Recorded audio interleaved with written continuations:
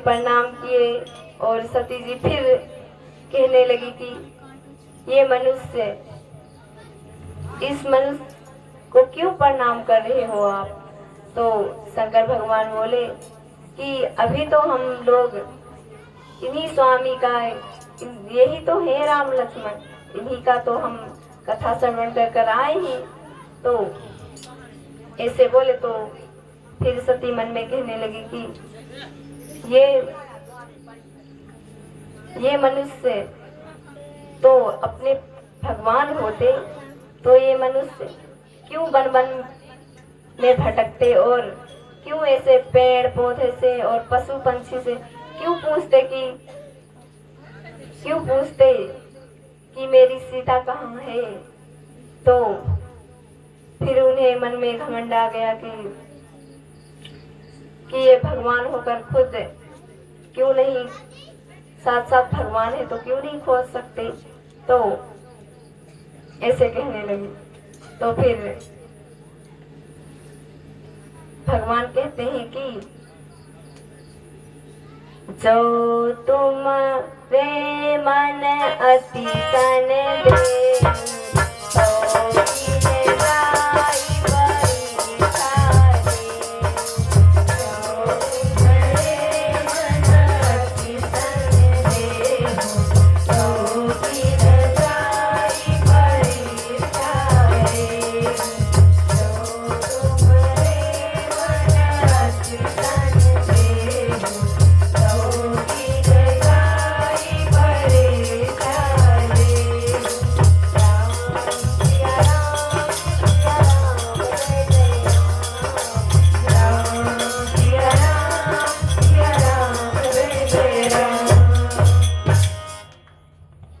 तो भगवान कहते हैं तुम्हारे मन में इति संदेश है तो जाओ तुम परीक्षा लेने। तो भगवान शंकर भगवान वृक्ष के नीचे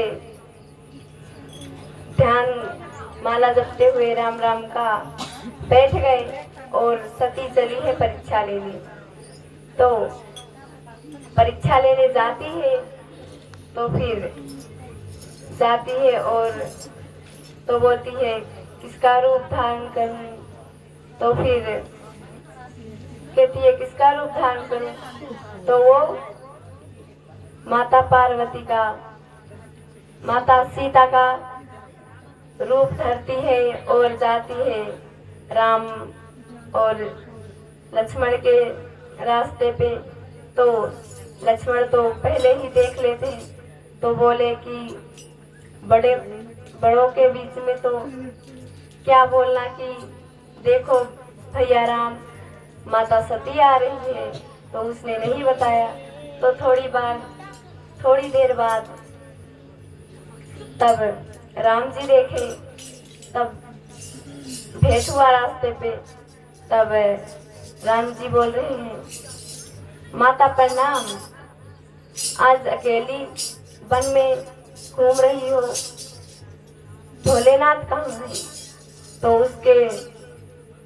उसे तो शर्म बहुत लगता है कि, और फिर कहती है कि फिर वो कुछ नहीं कह पाती है। तो क्योंकि भगवान तो जान गए थे कि वो सीता नहीं है, माता सती है, तो वो माता कह देते हैं। तो फिर वो सिर झुकाकर बैठ जाती है। तो भगवान कहते हैं क्यों ना हम भी अपना माया दिखाएं। तो वो बैठी होती है तो भगवान वो आंखें बंद करती है तो राम लक्ष्मण और सीता उसके चारों ओर पर दिखने लगते हैं। तो फिर भगवान तो वहां से चले जाते हैं। तो फिर वो वहां से माता सती चल देती है अपने भोलेनाथ के पास। तो फिर भोलेनाथ कहते हैं कि सती तुम आ गई, क्या परीक्षा लिया? तो वो कहती है कि कुछ नहीं परीक्षा लिया, जैसे आप भगवान को दूर से प्रणाम किए थे वैसे ही मैं करके आ गई हूँ। तो फिर वो झूठ बोलने लगी। तो फिर वहां से जाते ही तो अपने कैलाश पर्वत पर तो भगवान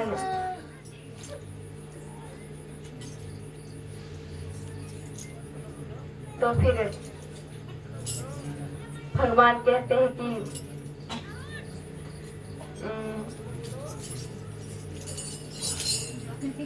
कहते हैं कि सती जी से, और वो अपने पास पे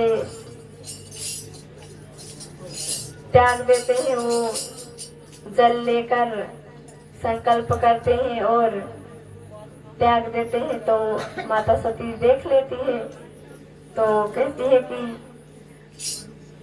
भगवान ने मुझे त्याग दिया है, कि भगवान राम ने मुझसे माता कहा था।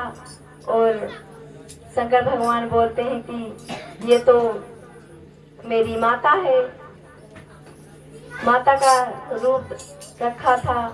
तो उसी दिन से भोलेनाथ जी त्याग देते हैं उसे, क्योंकि अपनी पत्नी नहीं मानते हैं सती जी को। और तब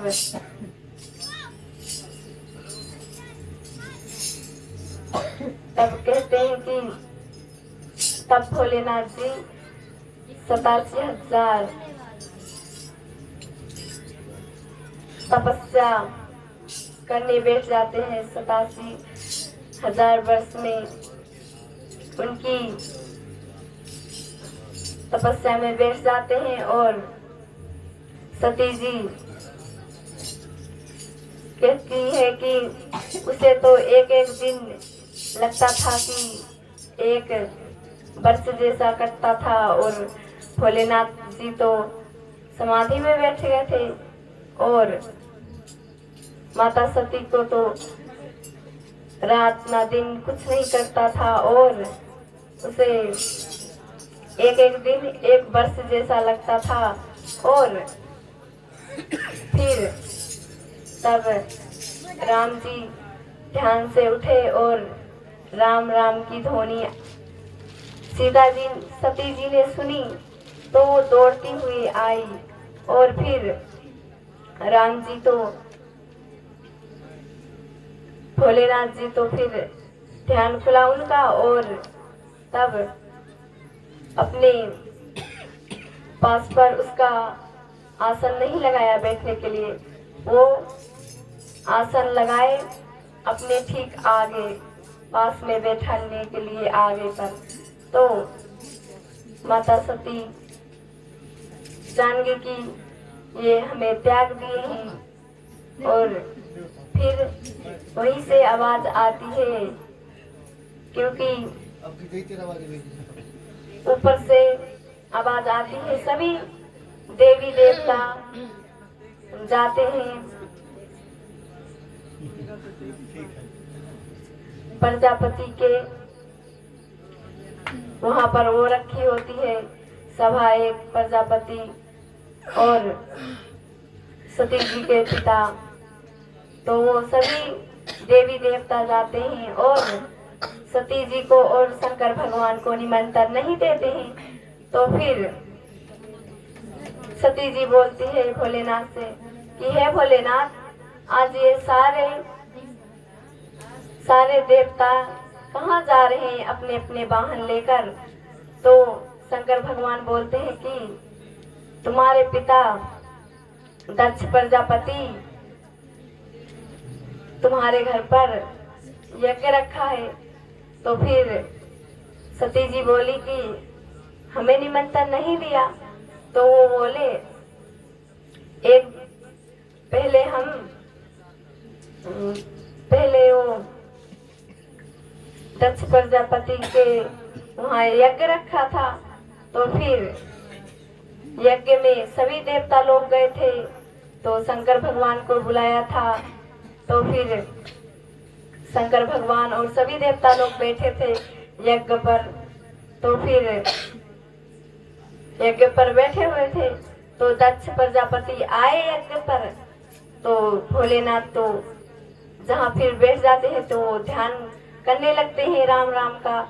तो वो तो ध्यान करते ही रह गए और दक्ष प्रजापति आकर वहां उपस्थित हुए और सभी देवी देवता खड़े हो गए उसके सम्मान के लिए। और फिर भोलेनाथ तो ध्यान में ही रह गए। तभी भोलेनाथ से कहते हैं कि मेरे दामाद होकर भी तुम मेरा आदर सम्मान नहीं करते हो।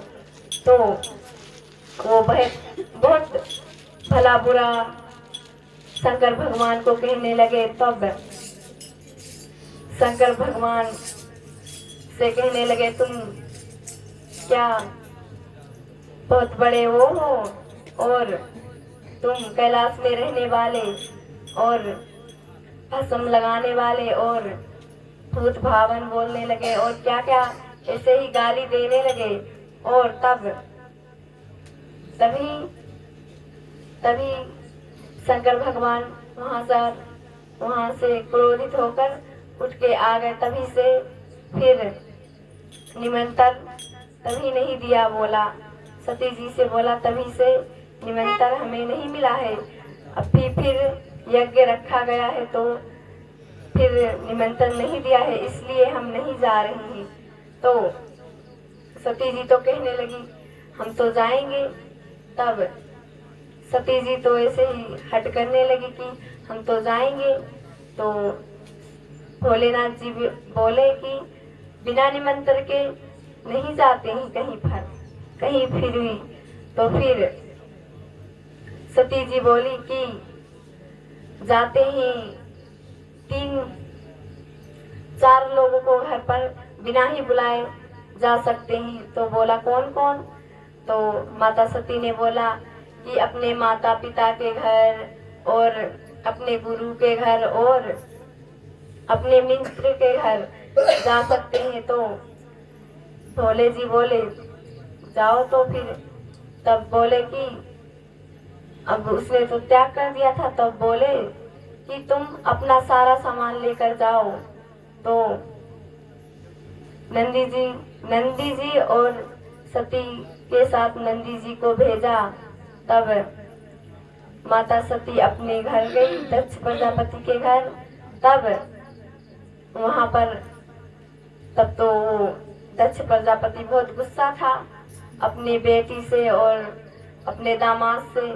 और तब जाती है तो सबसे पहले अपने माँ से मिलती है। तो माँ तो बहुत खुशी हुई कि मेरी बेटी आई है। तो उसे तब कि मेरी बेटी आई है तो वो बहुत खुशी हुई। और माँ का तो मन बहुत प्रेम होता है और बेटी के लिए। तो फिर और बहन होती है तो बहन तो गुस्से के मारे देखती भी नहीं है माता सती की और बोलती भी नहीं है। तो फिर यज्ञ की ओर जाती है माता सती। तब दक्ष प्रजापति अपनी बेटी की ओर एक नजर भी नहीं देखता है। और फिर वो अपने पिताजी को प्रणाम करती है तो वो प्रणाम भी नहीं लेता है। और फिर तब सती जी देखती है कि सभी देवताओं का आसन लगा हुआ है और सिर्फ ब्रह्मा विष्णु और शंकर जी का आसन नहीं लगा हुआ है। तो अपने पिताजी से बोलती है कि क्यों मेरे स्वामी का आसन नहीं लगाए हो। तो बोले तुम्हारे स्वामी तो मेरा आदर ना सम्मान करते हैं तो हम उसे निमंत्रण नहीं दिए तो क्यों लगाए आसन। तो फिर ऐसे ही वो अपने बेटी को फिर गाली करने लगता है और माता सती बहुत क्रोधित हो जाती हैं और क्रोधित होकर दाएं हाथ का वो खींचकर अग्नि प्रकट होती है। और तब वो उसी कुंड पर यज्ञ पर अपना वो त्याग देती है शरीर। और फिर तो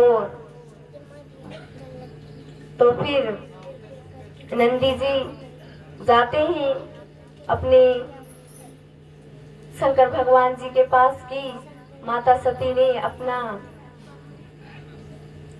त्याग कर दिया है। और फिर शंकर भगवान बहुत क्रोधित हो जाते हैं, तो वो अपने जटा उखाड़ते हैं और वहां पर वीरभद्र प्रकट होता है। तो वीरभद्र को वहां पर यज्ञ ध्वंस करने के लिए भेजते हैं। और तब वीरभद्र जाता है और फिर वहां सब ध्वंस कर देता है।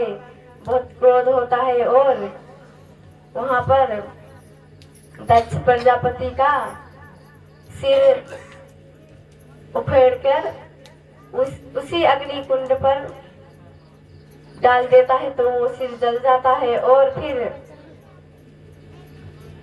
वहां पर उसे श्राप दिया होता है नंदी जी ने। तो वहां श्राप दिया था कि उसी यज्ञ पर कि तुम्हारा सिर बकरे का हो जाए। तब दक्ष प्रजापति का सिर तो वहीं पर जल जाता है। और फिर तब शंकर भगवान आते हैं और सभी देवता लोग शंकर भगवान से विनती करते हैं। तो वहीं पर फिर शंकर भगवान उसका सिर, तब दक्ष प्रजापति का सिर बकरे के सिर जोड़ देते हैं उसी के रुंड पर। और फिर तब वहीं पर सती जी और सती जी का यहाँ बहुत प्यारा भजन है, तो दीदी लोग गाएंगी, मुखार बिंदी से सुनिए।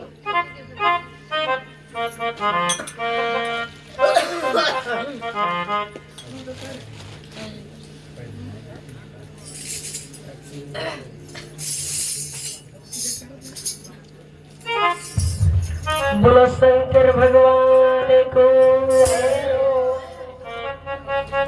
तो माता सती का वहां देह का त्याग